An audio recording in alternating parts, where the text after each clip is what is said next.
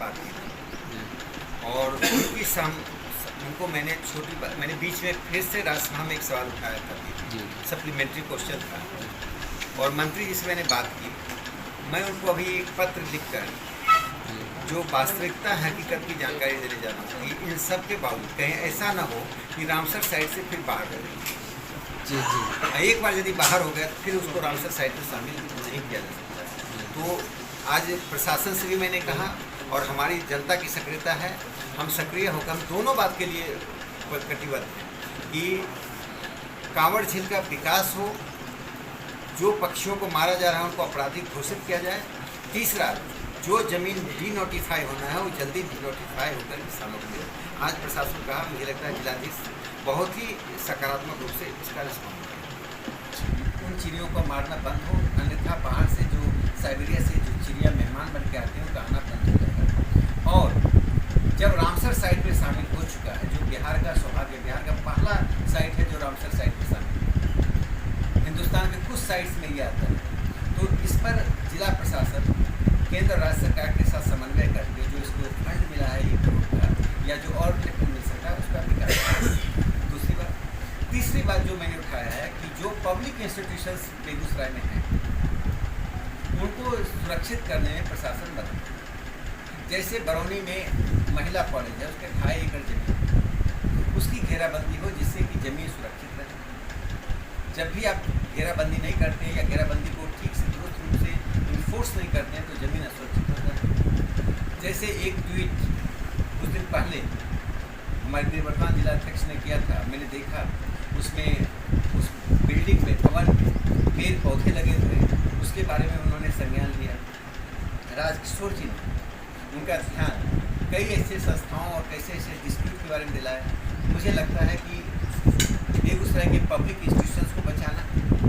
दूसरा, उनके सामने मैंने एक और प्रस्ताव रखा जो मैं करने जा रहा हूँ। यह अमृत महोत्सव का कार्य और अमृत महोत्सव साधारणतः सरकारी स्तर पर या शहरों तक सीमित न रहे। बेगूसराय के गांव के लोगों ने 1921 में और 1942 के आंदोलन में बहुत ही महती भूमिका निभाई। जिस गांव में सड़क, पानी, बिजली नहीं था, शिक्षण संस्थाएं नहीं थी, लेकिन गांव में स्वतंत्रता सेनानी 40 के दशक में थे। बेगूसराय इस तरह का एक अपात्र जिला है, उसमें मुंगेर जिला का हिस्सा था, जहाँ सुदूर ग्रामीण बस्ती के लोगों ने अंग्रेजों के खिलाफ लड़ाई की। आज जिलाधीश महोदय और सुप्रीटेंडेंट ऑफ पुलिस एसपी साहब दोनों आए थे। परिचयात्मक होने के साथ साथ मैंने 2-3 मुद्दे हमने उठाए। जब मैं उठा रहा था तो हमारे साथ जिले के सभी प्रमुख नेता विद्यमान थे। सबसे पहली समस्या मैंने कहा कानून और व्यवस्था की। बेगूसराय में 60 के दशक में राजनीतिक हत्याओं का दौर चला था, जब कांग्रेस और कम्युनिस्ट पार्टी के बीच में वर्चस्व की लड़ाई, बूथ कब्जा करने की लड़ाई चल रही थी। वो लंबे समय तक चलता रहा, 80 के दशक तक चला।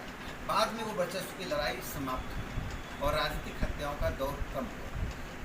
फिर दूसरी लड़ाई जमीन के लेकर, लैंड डिस्प्यूट को लेकर यहाँ अपहरण और हत्या थी।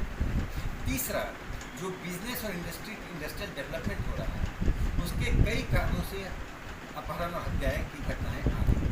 तो मैंने कहा चूँकि ये प्रवृत्तियाँ रही हैं पास्ट में, उन प्रवृत्तियों को प्रशासन ने और आम लोगों ने बड़ी जीवटता के साथ कब्जा किया था और बेगूसराय की जो छवि, आपराधिक छवि थी, उससे बेगूसराय बाहर निकला था। तो कहीं अगर हमसे या तो लाचारी में या आलस्य से या प्रश्रय से किसी भी कारण से हत्या की घटनाएं यदि बढ़ी और अपराधियों को उस अंजाम तक हम नहीं पहुंचा पाए तो यह प्रवृत्ति कई गुना अधिक बढ़ जाएगी। फिर उसे नियंत्रित करने में दशक लग जाएगी। दशकों के बाद बेगूसराय उस अपराध की राजनीति से और अपराध की संस्कृति से बाहर निकला और बेगूसराय की शिक्षा, संस्कृति और अपने अध्यात्म के कारण और औद्योगिक विकास के कारण जाने लगा। कहीं फिर से बेगूसराय वहाँ वापस न लौट जाए। और दोनों जिलाधीश और सुप्रीटेंडेंट ऑफ पुलिस ने बहुत ही धैर्य के साथ सुना और इस पर सहमति जताते हुए इसको और भी द्रुत गति से अपराध को नियंत्रित करने की बात की। उनके सामने 3 बातें और हमने उठाया। एक तो कांवड़ झील, जो कि रामसर साइट में शामिल हुआ है और मंझौल का एक कांवड़ झील पूरी दुनिया के लिए धरोहर है। उसमें किसानों की ज़मीन जो डी-नोटिफाई नहीं हुई, जिसके कारण किसान ना बेच सकते हैं ना उस पर कुछ कर सकते हैं। तो एक तो किसानों को राहत दी जाए, जिन किसानों की भूमि अनावश्यक रूप से उसमें लगी हुई है उनको डी-नोटिफाई करने के लिए प्रशासन कदम उठाए। जो लालसर चिड़िया को एक मिथ के कारण लोग मारते हैं, उसको खाते हैं, उसका व्यापार करते हैं कि चिड़िया की कीमत 3 से 5 हज़ार रुपये, उनका मैंने ध्यान दिलाया, इसमें बड़े लोग शामिल हैं। उन चिड़ियों को मारना बंद हो, अन्यथा बाहर से जो साइबेरिया से जो चिड़िया मेहमान बन के आते हैं उनका आना बंद हो जाएगा।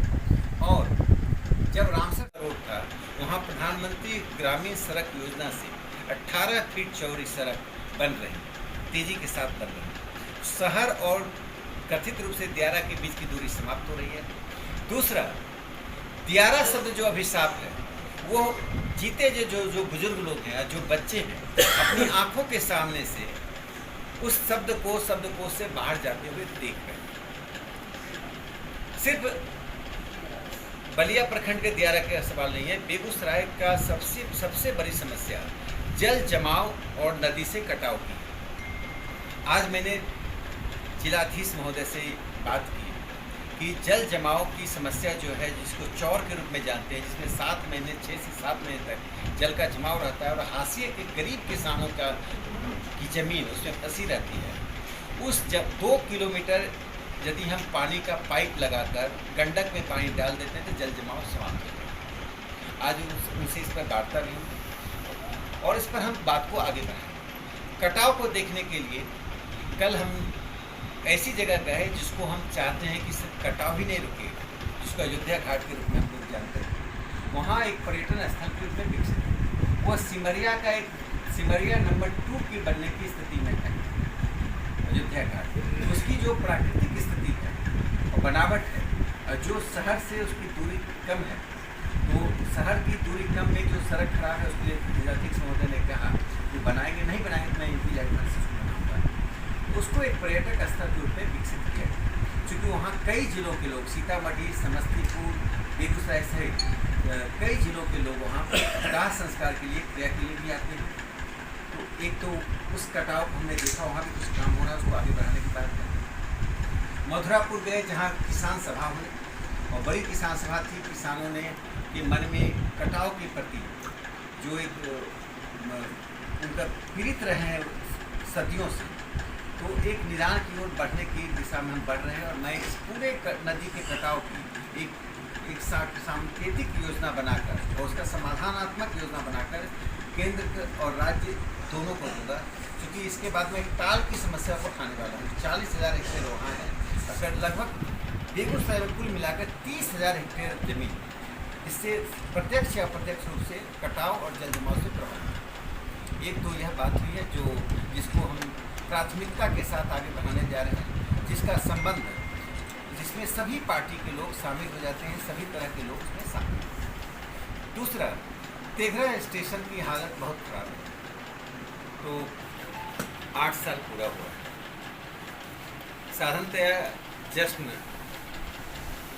दफ्तरों में या शहरों में मनाया जाता है, लेकिन मोदी जी ने राजनीतिक संस्कृति में गुजरात के मुख्यमंत्री रहते हुए एक बड़ा परिवर्तन किया था। जो भी वार्षिक समय होता था वे गुजरात के सबसे हाशिए के ज़िले में और गर्मी के समय में जहाँ तापमान सबसे अधिक होता था वहाँ जाकर कैंप लगाते थे। इस प्रेरणा से मैंने निर्णय लिया कि 8वां साल मैं सुदूर क्षेत्र में, दियारा क्षेत्र में मनाऊं और हमारे साथ पार्टी के जिला अध्यक्ष मैंने राजकिशोर जी, पूर्व जिलाध्यक्ष संजय जी, वनवासी कल्याण आश्रम के शंभू जी, मंडल अध्यक्ष ललन जी सहित अनेक कार्यकर्ता, राजेश अंबर्स जी, अनेक कार्यकर्ता वहाँ पहुँचे और हम लोगों ने आज लगभग 3 घंटे वहाँ लोगों के साथ बिताया और लोगों में उत्साह इसलिए देखा कि 2 साल पहले मैंने राजनाम आने के बाद एक संकल्प लिया था कि दियारा शब्दकोश से बाहर होना चाहिए, क्योंकि दियारा एक अभिशाप है। वह सिर्फ अस्तित्व ही नहीं, अस्मिता पर संकट है। जो लोग कहते हैं मेरा दियारा घर है, उनके बच्चों की शादी से लेकर पढ़ाई तक सवालों की घेरे में है, जिसके पास घर का स्थायित्व नहीं है। तो इस अस्मिता और अस्तित्व को बचाने के लिए जो मैंने भगवती की मंत्र, जो दुर्गा जी के मंदिर में संकल्प लिया, उस संकल्प को पूरा करने के लिए बार बार सदन में प्रशासन के सामने उठाया। और पहली बार ऐसा, जैसा उन्होंने लोगों ने कहा, ये मुझे मालूम है, तो लोगों ने कहा उनकी याददाश्त में पहली बार कटाव निरोधक कार्य बड़े पैमाने पर व्यवस्थित ढंग से और अच्छे बजट के साथ हो रहा है। यद्यपि वो सिर्फ 60 से 750 मीटर ही हो रहा है, लेकिन एक बड़े काम से लोगों में संतुष्टि का भाव है कि शायद हम एक स्वर्णिम युग की ओर बढ़ रहे हैं। तो मैं प्रधानमंत्री नरेंद्र मोदी जी को 2 बातों के लिए आज धन्यवाद दे रहा हूँ। 60वें वर्ष पर देश दुनिया में तो उन्होंने नाम भारत का किया ही, भारत की प्रतिष्ठा अर्जित की है। आज वे ग्लोबल लीडर के रूप में सुसज्जित हैं, उनकी बड़ी भूमिका है। लेकिन दूसरी तरफ हिंदुस्तान के सबसे उसके लिए जल्दी एक अमृत महोत्सव समिति का गठन होगा, जो गैर राजनीतिक कमेटी होगा, और 25 गाँव में जाकर हम जाकर अमृत महोत्सव मनाएंगे। धूमधाम से देश की आज़ादी की लड़ाई का विवरण करेंगे। तीसरा, एक बस स्टैंड में जो एक पुरानी बिल्डिंग पड़ी हुई है, जिसकी आवश्यकता नहीं, जर्जर हो चुका है, जो जीवन के लिए भी खतरा है और जो आपराधिक और असामाजिक तत्वों का अड्डा बन गया है, उसको हटाने के लिए जिस व्यक्ति के नेतृत्व में कमेटी बनी, उसके बारे में और बात, और उसको हटाने की बात मान ली गई, हटा दिया जाएगा। दूसरा, शहर के रोड पर जो हमारे तीनों लोगों ने, संजय जी ने, राजचोर जी ने, संजय जी ने उठाया, जाम रहता है। मैंने कहा तो डीएम साहब ने कहा कि इस पर तुरंत कार्रवाई करें, जाम को समाप्त करें। लेकिन मैं अंत में ब्रीफ करता हूँ, हमारी 3 प्रायोरिटी थी। बेगूसराय की कानून व्यवस्था को किसी भी हाथ में बिगड़ने नहीं देना। यदि बिगड़ा तो पुरानी प्रवृत्तियाँ और पुरानी छवि लेकर बेगूसराय फिर उभर रहा है, जो कंट्रैक्टर के कारण, राजनीतिकों के कारण और भू माफिया के कारण या जमीन सामंतवाद के कारण जो अपराध होते थे, वो तीनों अपराध फिर से ना उभरे। बेगूसराय नियंत्रित रहे, एक ये मुद्दा। दूसरा, रामसर साइड में गए कांवड़ झील को पर जो सरकार ने इतनी बड़ी सहमति दी है और वैश्विक स्वीकृति, उसको फिर से पुनर्जीवित करके किसानों के जमीन को मुक्त करने का। तीसरा, जो पब्लिक इंस्टीट्यूशन को बचाने का। और चौथा, अमृत महोत्सव में सरकार प्रशासन क्या सहयोग देगी, नहीं देगी। मैंने उनसे कहा है कि हम 25 गाँव, बेगूसराय के 25 उन गाँव में जहाँ पर स्वतंत्रता सेनानी हुए हैं, हम अमृत महोत्सव मनाएंगे। ट्वीट आना, सोशल मीडिया पे आना एक महत्वपूर्ण पक्ष होता है। जैसे हत्या हुई, मैंने बात की, और हमारे अलीराज जी कहाँ हैं? अलीराज जी पत्रकार की हत्या हुई, मैं इनके लगातार संपर्क में था और क्या कर सकता था, मैंने प्रशासन से इमीडिएटली बात की। साधारणतः ट्वीट और फोटो छपाना जनता में बड़ी असंतोष का कारण बन रहा है। समाधान के लिए आगे बढ़ना, हर बात में अपने आप को लाइमलाइट में रखना, ये राजनीतिकों में एक अनास्था का बड़ा कारण बन रहा है। किसी की मौत हुई, हम फोटो छपा रहे हैं, किसी का वो हम कर तुरंत जनता सवाल करते हैं कि समाधान क्या है, आपके ट्वीट से हो क्या रहा है।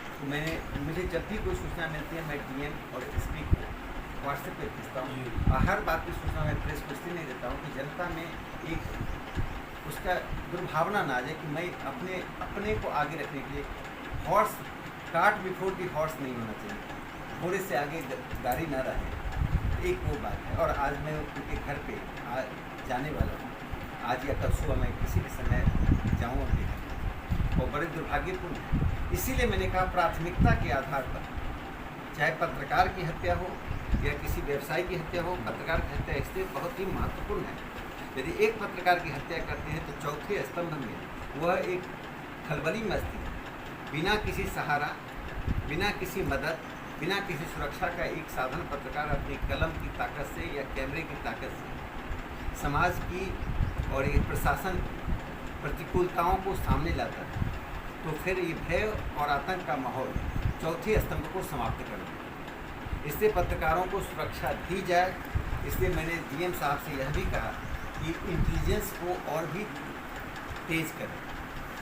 किसी पत्रकार ने कोई रिपोर्ट लिखी और रिपोर्ट मेरे खिलाफ जा रहा है, मेरे अस्तित्व के खिलाफ जा रहा है, तो इंटेलिजेंस इतना सक्रिय होना चाहिए कि मैं उस पत्रकार के बारे में क्या सोच रहा हूँ इसकी जानकारी प्रशासन को पहले मिल जाए, जिससे ऐसी घटनाएं न घटें। आप हैं तो आप हमारी आलोचना भी करेंगे और आलोचना को लोकतंत्र में स्वीकार करना चाहिए। जो नहीं करते हैं, आलोचना का जवाब गोली से देते हैं या धमकी से देते हैं, वे लोकतंत्र के शत्रु हैं। एक व्यवसायियों को बार बार खतरा नजर आ रहा है।